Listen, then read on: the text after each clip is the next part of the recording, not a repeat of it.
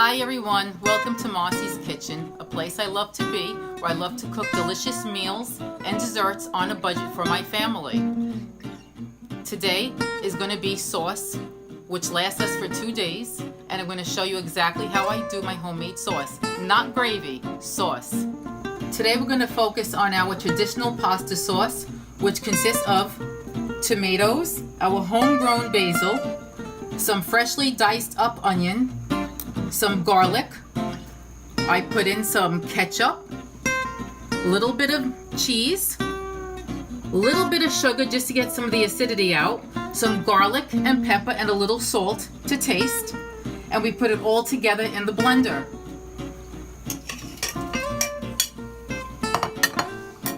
Now I added a little bit of garlic, and now everything is in the blender and will get blended together so it's nice and smooth. I like nice, smooth sauce.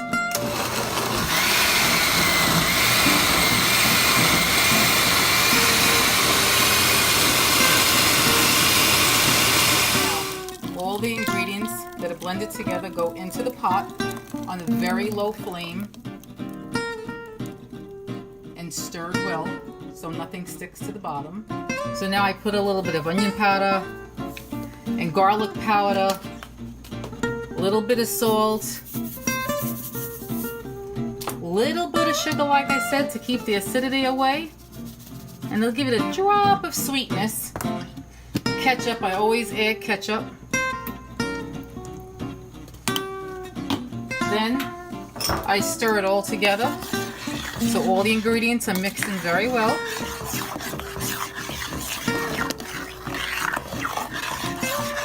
And then after I've done that, I take some Parmesan cheese and I sprinkle it in on the top and I let it melt on top.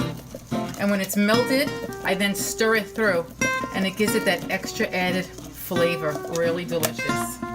Then I close it, and we will get ready to cook the meatballs in a little while to add to the sauce. Now we're ready to make our meatballs.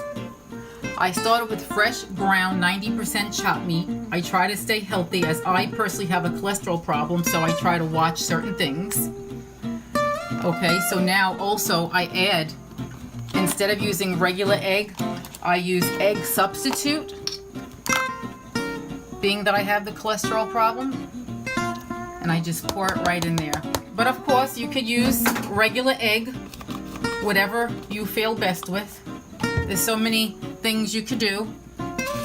I add a little bit of onion powder, garlic powder. I ground up some of my fresh basil from my garden to add in. Also a little bit of parsley flakes.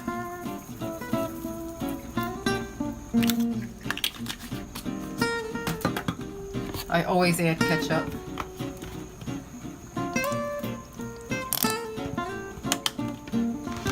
And of course, breadcrumbs. You always need egg and breadcrumbs to hold everything together, no matter if you're making meatballs, meatloaf. Always need that to hold it together. And once again, I love adding the Parmesan cheese in there. It always gives it that extra flavor. I always use cooking spray on my pan, because once again, I try to avoid some of the oil. So this way, so the meatballs don't stick on the tray, I use cooking spray.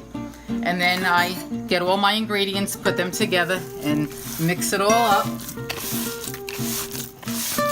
So now the meatballs are being made, as you can see, rolling them up, putting them on the tray with the cooking spray.